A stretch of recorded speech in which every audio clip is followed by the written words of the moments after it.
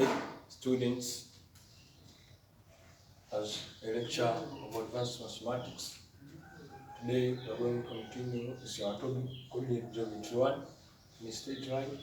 So hapa tutaenda kuangalia elevation of the equation with the line passing through the intersection of the two lines. Sasa hapa kuna line L1 na line L2, alafu hapa kuna hii line L3 ndio passing at the intersection. This intersection hapa, it is a coordinated coordinate, it is a point x, y, because at the point hapa kuna point gani. Sasa tuchukue equation hapo, hii line L1 na L2 na equation zake tunazijua. Sasa L3 ndio equation yake tuijui. Sasa tutakachoenda kukifanya hapa, tutaenda kulabel equation za L1 itakuwa ni A1x plus B1y. B1y plus C is not equal to, just an implication, is equal to 0. Sasa L2 is equal to A2x plus B2y plus C is equal to 0. Isi 1 na isi 2. Sasa kupata equation ya line L3 short and clear, tunachokifanya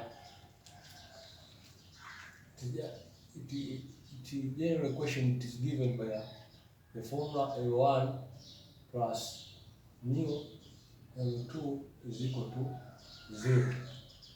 Kwa hiyo tunachomaanisha nini? Kwa kuchukua equation A1x plus B1y plus C1 plus hiyo alpha A2 plus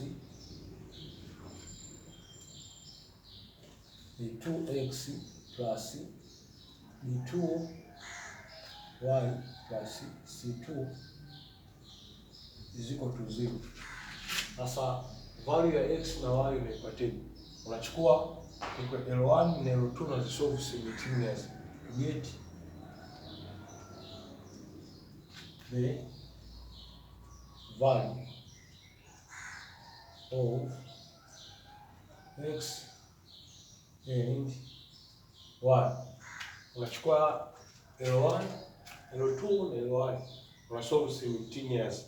Ukisha solve simultaneously utapata x and y value, na common x, common y.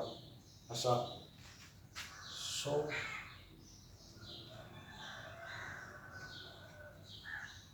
L1 and L2 C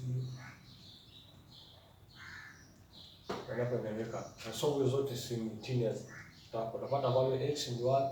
Utapata value x and y, hii A1 na A2 itakuwa ni namba, kwa hiyo utazidishia, utapata value ya hii alpha.